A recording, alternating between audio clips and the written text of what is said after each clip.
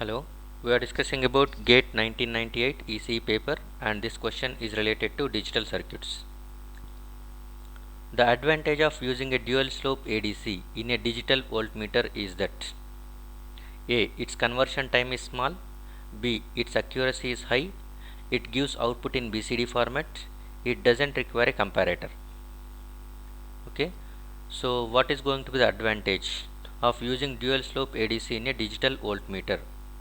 Digital voltmeter is nothing but which converts analog voltage into digital voltage. So the right answer for this one is nothing but B. So it's is going to be giving very high accuracy.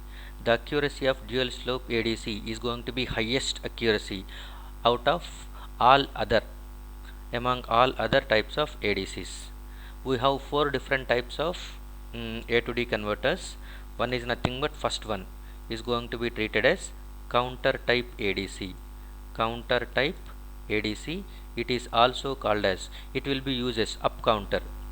Okay, inside there is a up counter is used. If the up counter is replaced with up down counter, at that time this is called as tracking ADC. If the up counter in the block is going to replacing with up down counter, by that time it is called as tracking ADC. Okay, and second one is nothing but there is second one is successive approximation. Successive approximation ADC.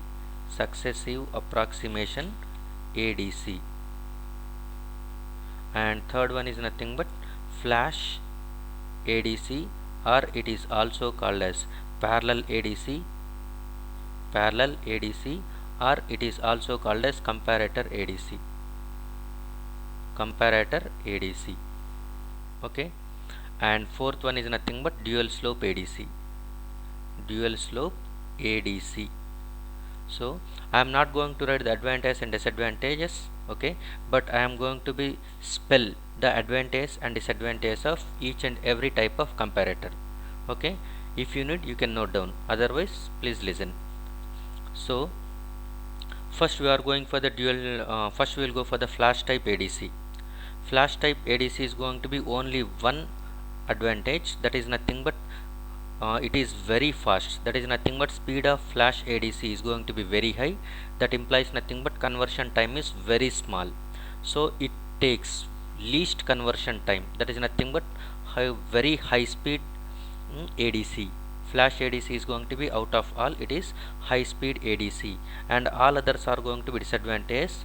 The disadvantage is nothing but it requires hardware requirement is more. Hardware requirement is more is nothing but for n bit flash ADC it requires 2 power n minus 1 number of comparators. If you are going with 4 bit, at that time 2 power 4 16 minus 1 15 comparators it requires. If you are going with 8 bit flash ADC, at that time it requires 2 power 8 256 minus 1 255 comparators it requires.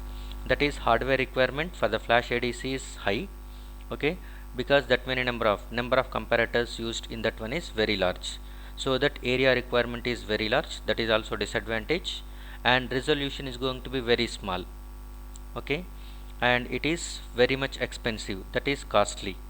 And the last disadvantage is nothing but because of large number of components, power dissipation or power consumption is also very large. Okay, and now come about the successive approximation. Successive approximation is nothing but here successive approximation speed is more, but it is going to be less than the flash ADC. Speed is high but not very high like flash ADC. It is the speed is lesser than flash ADC, but it is going to be reasonably high compared to others. And second one is nothing but accuracy is going to be a little bit more compared to flash ADC, that is medium accuracy compared to all others.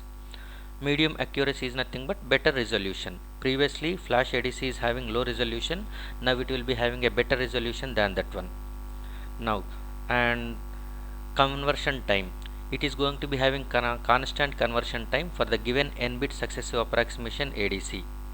If you are going with 4 bit successive approximation ADC, irrespective of the input signal given, it takes 4 clock pulses to complete. So the conversion time is nothing but simply 4 clock pulses for the 4 bit successive approximation. If you want to go for the reset and clear operations also, Okay, by that time 4 plus 2 is nothing but 6 clock cycles it requires. So in general it is n number of clock pulses requires for the n bit successive approximation. Otherwise, strictly speaking, n plus 2. That 2 implies nothing but one is for the reset, one is for the mm, other operation. Okay, n plus 2. Next, that is nothing but conversion time is independent of input signal magnitude. And there's a disadvantage of successive approximation is nothing but if you want to achieve higher resolution, at that time the successive approximation will become slower. Higher resolution is nothing but you are going to use more number of bits. As you are increasing more number of bits, at that time conversion time is also increases. Conversion time directly depends on the number of bits, digital bits in the output. So that as you are increasing number of bits, at that time resolution increases, but conversion time is going to be reduced. Conversion time increases, so it will become slower. That is a disadvantage. Next, dual slope ADC. Dual slope ADC advantages are going to be high accuracy, and input signal is going to be internally integrated. Input signal is internally integrated while going for the operation of conversion of A to D conversion, and it is going to be having greater noise immunity. The dual slope ADC is having greater noise immunity. Okay, and the disadvantages of dual slope ADC are going to be it is very slow in operation. Okay, because internally it has analog integrator that requires longer time so that it is going to be very slow in converting analog to digital outputs. And second one is nothing but high precision external components are required. High precision external components, that is nothing but internally it requires analog integrator. For analog integrator we will use the R and C elements, and the accuracy of, that is the precision of R and C elements, is going to be playing major role in getting the higher accuracy. Okay, so high accuracy is going to be achieved whenever you are using high precision components like R and C. That is a disadvantage of dual slope. And the last one is nothing but counter ADC or tracking ADC. Okay, it has only disadvantage that one, the simple in design, and it requires less hardware, and all others are going to be disadvantage only. Okay, so whatever the topics till now we have discussed in the advantage and disadvantage, all will be disadvantage for the counter type ADC. The only advantage is nothing but it is simple in design and less hardware it requires. Internally it may consisting of only up counter or a down counter and a single comparator it has. Okay, and one D2A converter inside, that's all. So according to our question, the advantage of using dual slope ADC is to get high accuracy. That is nothing but option is B. Thank you.